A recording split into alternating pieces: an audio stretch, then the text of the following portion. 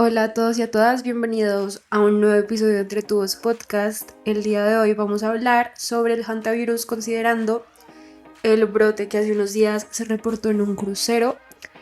Entonces en este episodio quiero compartirles rápidamente la información que debemos saber sobre este virus y digamos que una evaluación muy general de lo que está pasando para que entendamos por qué no deberíamos pensar que va a ser una próxima pandemia, como fue por ejemplo la pandemia por el COVID. Entonces, bueno, en primer lugar, contextualizarnos un poco. El 2 de mayo de este año se informó a la OMS sobre un grupo de pasajeros con enfermedad respiratoria grave que iban a bordo de un crucero.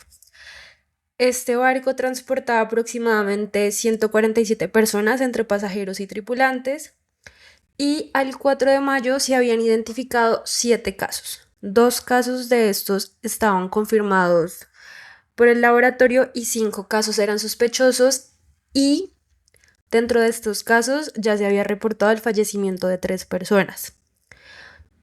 Un paciente estaba en estado crítico y 3 personas estaban con síntomas leves. El inicio de la enfermedad se reportó entre el 6 y el 28 de abril y entre los síntomas que presentaron las personas hubo fiebre, síntomas gastrointestinales, se evaluó una progresión rápida de neumonía y síndrome de dificultad respiratoria aguda. Digamos que en términos generales el brote se gestionó mediante una respuesta internacional coordinada que incluyó investigaciones exhaustivas para poder identificar cómo había sido ese patrón de transmisión y pues asimismo poder identificar también cuál era la cepa que estaba en circulación. Entonces, bueno, hay que entender que, que son los hantavirus. Entonces tenemos que es un grupo de virus transmitidos por roedores, es decir, hablamos de una enfermedad infecciosa zoonótica porque proviene de un animal o la transmisión se da desde un animal. Y puede causar enfermedades graves en los seres humanos. Las personas nos infectamos por contacto con roedores infectados o por contacto con la orina, con los excrementos o con la saliva de estos roedores. Puede causar diversas enfermedades y en América los hantavirus se caracterizan por causar el síndrome cardiopulmonar por hantavirus, que se trata de una enfermedad respiratoria grave con una letalidad muy alta de hasta el 50%. Y el hantavirus que se encuentra en Sudamérica es el virus conocido como virus de los Andes y es un hantavirus bien particular porque se ha documentado una transmisión limitada de persona a persona, que no suele suceder con otros hantavirus. En cuanto a la clasificación de estos virus, hablamos de que los hantavirus pertenecen a la familia Hantoviridae dentro del orden Buniavirales y cada hantavirus suele estar asociado a una especie específica de roedor reservorio, en la que en los roedores el virus va a provocar una infección a largo plazo, sin embargo no se van a evidenciar como síntomas claros que indiquen que el animal está infectado. Y aunque se han identificado diversas especies de este virus alrededor del mundo, solo un número limitado causa enfermedades en humanos. Entonces, lo que les decía, el virus de los Andes está principalmente en Argentina y Chile y es el que causa el síndrome cardiopulmonar por hantavirus, que hay que tener en cuenta que ya se identificó que la cepa que está circulando ahorita es la cepa de los Andes. En cuanto a la carga de enfermedad relacionada por las infecciones por este virus, realmente es poco común a nivel mundial y hablamos de una tasa de letalidad aproximadamente entre el 1 y el 15% en Asia y Europa y de hasta el 50% en América.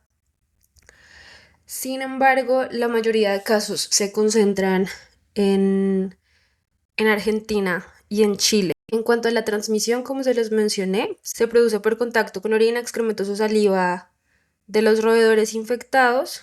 También puede ocurrir, pero con muy poca frecuencia a través de las mordeduras de estos. Y hasta la fecha se ha reportado la transmisión de persona a persona solo con la cepa de los Andes. Y pues hay casos documentados también, como les decía, en Argentina y en Chile principalmente. Sin embargo, la transmisión persona a persona es limitada, como que no es tan sencillo. Ahorita más adelante les explico por qué.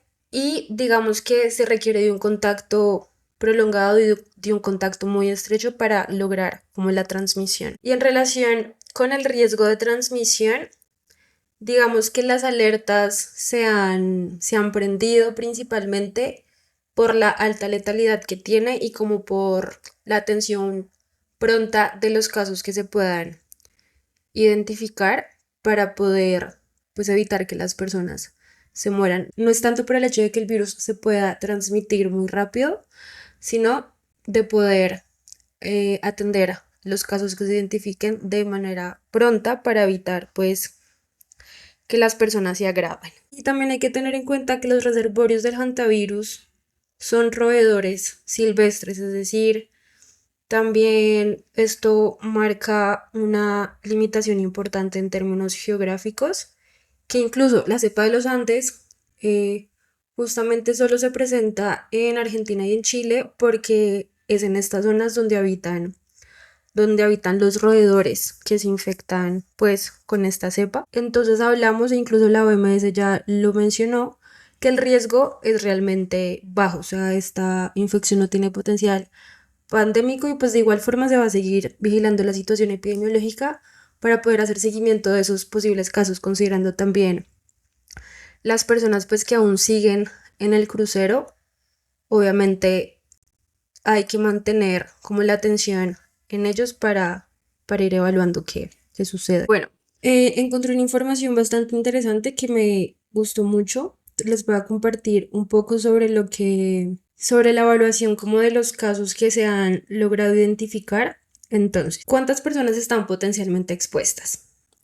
Hasta el día viernes, es decir, hasta hoy, hay 147 personas a bordo, 87 pasajeros y 60 tripulantes. Los pasajeros a bordo representan aproximadamente 24 nacionalidades y se está completando el rastreo de contactos, es decir, de personas que hayan podido estar expuestas, donde se identificaron 82 pasajeros y 6 miembros de la tripulación de un vuelo entre Santa Elena y Johannesburgo, en el que viajó una mujer holandesa que se encontraba a bordo del barco antes de fallecer. O sea, el caso de esta mujer fue el primer caso que se identificó. También se comunicaron con un número indeterminado de pasajeros de un segundo vuelo en el que la mujer abordó brevemente. Sin embargo, ella abandonó el vuelo antes de que despegara porque se encontraba demasiado enferma para volar y una de las azafatas presentó síntomas pero dio negativo ante la prueba que se le realizó. También se identificaron dos casos de dos ciudadanos británicos que dieron positivo para hantavirus y existe un caso sospechoso adicional que ya se bajó del barco. También en Suiza las autoridades están realizando un rastreo de contactos adicionales para identificar a las personas que tuvieron contacto con un pasajero que desembarcó a finales de abril y que está hospitalizado. Y la esposa de este señor también, que viajaba en el crucero, no ha presentado síntomas, pero se encuentra aislada por precaución. Y en Estados Unidos se informó que también están monitoreando a 7 personas que ya habían desembarcado del barco. Sin embargo, ninguna ha presentado síntomas de la enfermedad. Bueno, hasta el día de ayer habían 5 casos confirmados y pues hay otros casos sospechosos. Ya veremos si este número de casos va aumentando. De las personas que han fallecido, 3 han sido relacionadas con este brote. El 6 de abril murió un hombre holandés de 70 años. Él enfermó a bordo del barco. Y el 11 de abril sufrió dificultad respiratoria y falleció. Sin embargo, no se realizaron pruebas microbiológicas para determinar la causa de la enfermedad. El 24 de abril, la esposa del hombre de 69 años que desembarcó, ella voló a Johannesburgo, donde se estaba empeoró a bordo. Y mientras intentaba regresar a los Países Bajos, falleció el 26 de abril y el 4 de mayo se confirmó por medio de pruebas moleculares que sí había sido por la infección por hantavirus. Y la tercera persona a fallecer fue una mujer alemana. Murió el 2 de mayo a bordo del barco y aún no se ha determinado oficialmente la causa de la muerte, pero pues se considera un posible caso de hantavirus.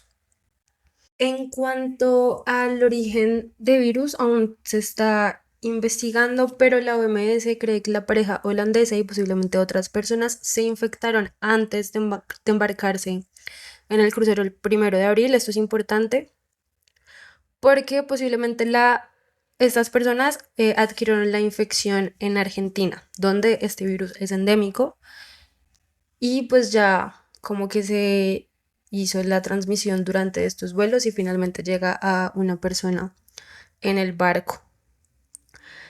También algo muy importante a considerar es que el tiempo de incubación, es decir, desde el momento en el que alguien se contagia hasta el momento donde empiezan los síntomas, con estos virus es un periodo de incubación bien extenso que puede ir de 1 a 6 semanas. E incluso la OMS reporta que los pacientes pueden presentar síntomas hasta 8 semanas después de la exposición. Entonces esto también marca, digamos que de forma particular, como los tiempos a los que se han ido identificando los casos. Y otra pregunta es cuánto tiempo tendrán que vigilar la aparición de síntomas de las personas expuestas.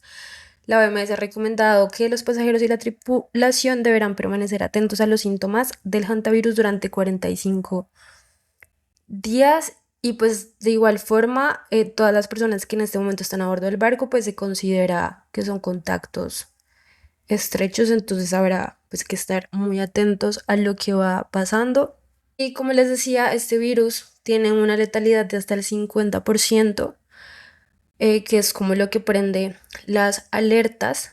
E incluso, según el CDC, alrededor del 38% de las personas que desarrollan síntomas respiratorios pueden morir. No existe ninguna vacuna, no existe ningún tratamiento específico, es más que todo como el manejo de los síntomas. Y pues digamos que el hantavirus está considerado como una prioridad emergente debido a la gravedad pues, que puede alcanzar la persona si es infectada. Y bueno, ¿qué tan contagioso es? Como les decía, se requiere un contacto muy estrecho, no es un virus que se propague tan fácil como el COVID-19. Y de acuerdo con un estudio que realizado por un microbiólogo de la Escuela de Medicina de Icahn en Nueva York, que se ha dedicado a estudiar el virus en Argentina, el número reproductivo se estima en un promedio de 2.12, lo que significa que cada persona infectada puede transmitir el virus aproximadamente a 2.12 personas antes de que se implementen como las intervenciones necesarias, lo que demuestra que tiene una tasa de contagio muy baja. Es importante, en resumen, entonces, entender por qué el hantavirus andino no tiene un potencial pandémico. En primer lugar, la transmisión restringida. A diferencia de la mayoría de los hantavirus, el hantavirus andino es el único que se ha evidenciado transmisión persona a persona. Sin embargo, es una transmisión poco eficiente, requiere un contacto muy cercano y prolongado, y digamos que ya se han tomado las medidas necesarias para contener la transmisión. Entonces, no tiene como ese potencial pandémico. Lo que les mencionaba, el reservorio geográficamente es limitado. Su reservorio principal es el ratón comúnmente conocido como ratón colilargo y es un roedor cuya distribución está restringida a la franja andina y patagónica de Chile y Argentina. Entonces, sin el reservorio animal, básicamente no va a haber una fuente sostenida de nuevas infecciones.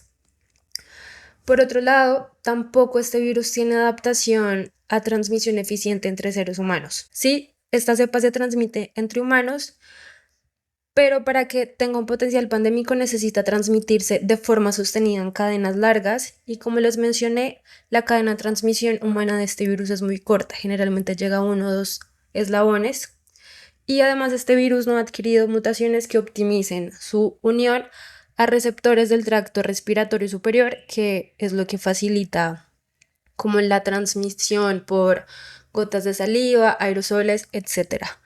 y que generalmente esta es la puerta de entrada para los virus respiratorios pandémicos, como por ejemplo lo fue con el COVID. Y a pesar de que tiene una letalidad muy elevada, podemos decir que básicamente las personas al morir más rápido, pues hay menos oportunidad de seguir contagiando. Y otro punto importante es que los casos suelen ser sintomáticos.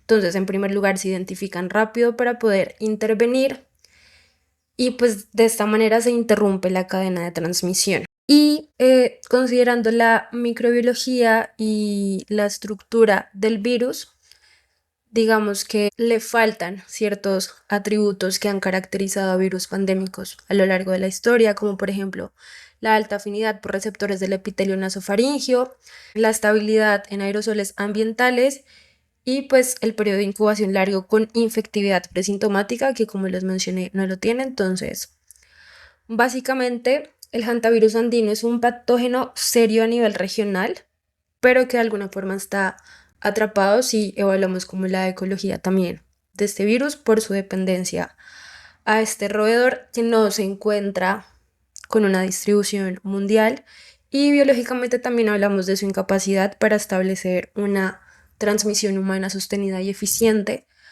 por lo cual no nos deberíamos preocupar por una pandemia por los hantavirus, básicamente. Esto ha sido todo lo que les quería compartir, información un poco general sobre esta infección. Espero les haya gustado este episodio. También estaré compartiendo cositas en Instagram, @entretubospodcast, para que estén pendientes. Y muchas gracias por conectarse.